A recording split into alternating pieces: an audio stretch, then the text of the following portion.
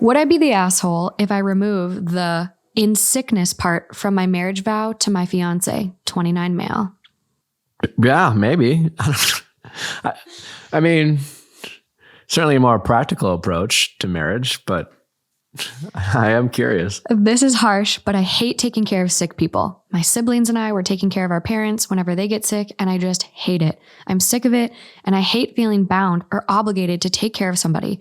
My life is full of moments and events like this, and I just finally want to live my life to the fullest. I'm going to be married soon to my lovely partner and the best guy in the world. I'm so lucky and happy to have him by my side. We've been thinking a little about our marriage vows. My fiance is going to have the traditional Christian one. I blank take thee blank to be my wedded wife, to have and hold to this day forward, yada, yada, yada. I'm going to have an identical one, but without the in sickness part. I'm going to replace it with in happiness. My fiance says that he will not accept this, and he is very mad at me. He is even rethinking the whole thing. I just don't want to feel obligated to take care of anybody sick for years of my own and only life. It's so stressful, and I think he is being very unreasonable right now. It's just a marriage vow, and I have a choice to change it. So, would I be the asshole? I don't think anyone's an asshole here. Really? I think these are two people considering a potential lifelong contract, or at least the hopes of one that would require lawyers to end it. And I think these are the honest conversations people often avoid having, but they're having. And yeah, it's a weird thing to ask, and it's awkward. And in his position, I can get why he's thinking, fuck, like, do you even love me? And it's certainly not romantic. And I get a lot of people could criticize her because it sounds so untraditional, but we all come from different places. She explained a little bit for whatever reason. She grew up having this, maybe her parents were sick their whole life, and that could be a big burden. And she's definitely being unrealistic, like to the point where if she truly only wants to be in a committed relationship and happiness, as she describes, then I don't know if marriage is for her, because marriage is about the idea of forever. And so maybe a more untraditional, like long-term partnership is for her. I would agree with that. I think even changing it to in happiness is kind of like, because it's not just vows. No. And I just look at it, it's like life is full of obstacles, bumps in the roads, blue days, sad days, depression, whatever. There's so many unpredictable factors here. And so for her to make it like, it's so conditional, like my love is almost conditional on you fulfilling this to a T. Yeah. And so like the in sickness, I'm like, okay, that is kind of a serious thing. And something that's interesting, I actually am an OT, an occupational therapist. Oh, okay. So that was like my gig before the podcast. But it's interesting, coming from her perspective, where she's like, I want to be done if he becomes sick or disabled or whatever, because women are like more likely to stay if that happens. And the like men statistically are more likely to leave if their partner becomes like permanently disabled or chronically ill. So that is kind of interesting to me, but I'm like, this is too conditional. It's like, you're in it or you're not.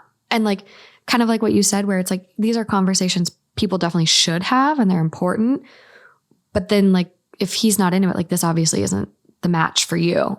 He definitely has a right to say, because that's what I'm saying. It's not just vows. If I were dating her, I'd been like, thank you for being honest, but maybe we shouldn't get married. And he has a choice to say, I love you. And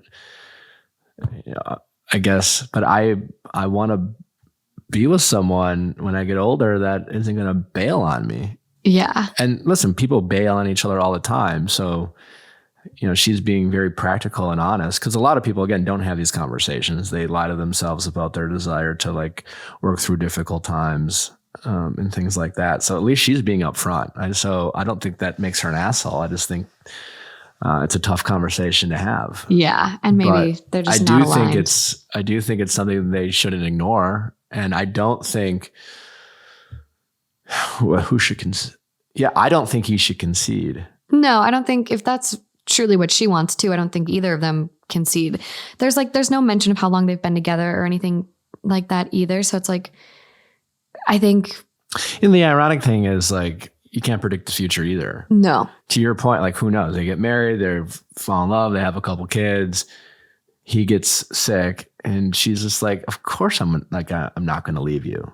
At that point, and in he's time, thinking, "Yeah, what are your vows?" She's like, "Vow schmouse." Like I love you. We have a family together. Yeah. And he, she could get sick 10 years from now, and he could be the asshole who leaves it. So true. But when the person you're about to get married to feels that, at least right now, if you got sick tomorrow, I'd want to bail. I don't know if I want to marry that person. No, they do add a little bit more info and say, it does depend on the disease. Obviously, I'm not going to have problems taking care of somebody with a cold or some flu, broken bones.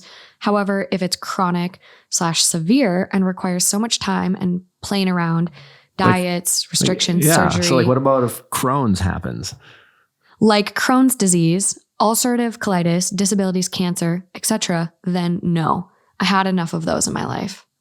So one of the comments on this is, to me, it sounds like a person who was forced to take care of someone as a child and teen, and they never got therapy. Yeah. And it's developed into awful stuff, which is exactly what you said. Sounds like she's experiencing some trauma through her childhood, and she should probably work through that. Yeah. And I would want, if I was him, I'd want her to work through that before we got married. Absolutely. And if I was just like, hey, that sounds a little crazy, babe, maybe we're not ready to get married. I don't want to break up with you because I love you, but like, let's look into this, because it's just kind of an unrealistic, extreme point of view to have. And very. I try to empathize with, why she might feel the way she did. Yeah. Well, and like parentification, like that can create a lot of trauma in someone's life. So if she did go through something like that and like had to take care of her parents and was taking care of also siblings and all this stuff, like, I bet she's in her early valid. 20s. I bet this is a young couple. Yeah. And no age was mentioned. And I do typically find that when age isn't mentioned, they're typically pretty young. But the fiance's 29. So. Oh, he's 29? He's 29, but no mention of her age? Of their age. Yeah. No. Nothing. So. Well, yeah. I don't know. But yeah, I definitely think therapy and maybe push off the wedding. Yeah. I would not get married under those conditions. Yeah. People are going to be like, what? In happiness? That changes by the hour for me. If you want sometimes. Everyone talking shit behind your back at your wedding, then you should do that. Everyone in the pew hearing these vows, be like, did she take out in sickness and in health and add in happiness? So basically, as long as I'm happy, I'll stay here. Like, that's what people will gossip about at her wedding. Absolutely. Especially because of the fact he would keep the traditional, and that would stay in. That's like walking down the aisle naked. Yeah. People are going to notice. It's embarrassing for her. I'm going to be honest. It's pretty embarrassing. Yeah. But again, understandable. And she just needs to work through it. Or just find a partner who's on board and, can somehow prompt maybe like a robot who can't get, like. Yeah. Maybe a mail order husband, someone who like 90 Day Fiance style it. Yeah. Someone who can't get sick. Like a vampire, maybe. Yeah. That'd be a good one. Okay. Of course, then he can't be awake during the day, and that's an inconvenience to her. So like that. I know. A challenge. It sounds like anything that disrupts her life would be. She doesn't want diet restrictions either, and he only drinks blood, so vampires out of the question. Okay, that's like the craziest one too. Diet restrictions. Like, how many people are like gluten-free, celiac disease, like can't do stuff like that, like allergic to peanut butter, almond butter. Like, there's so much shit. Come on. I will say though, my girlfriend Natalie, this is the first girlfriend I've had where like we have a very similar diet. We like the same things. And I got to say, it's so nice. So good. It's so nice. It's so nice. I didn't have that with my partner, Justin. He came into the relationship like not eating red meat, no cows. And like, so now I don't eat cows. I haven't eaten like a burger in 3 years, which is like, it's healthy. It's better. Yeah. So we only eat like things with wings, and like he doesn't do dairy. So now I'm like like almond milk cheese on our homemade pizzas, and it's better for me. Yeah. But sometimes you just want that burrata. Yeah.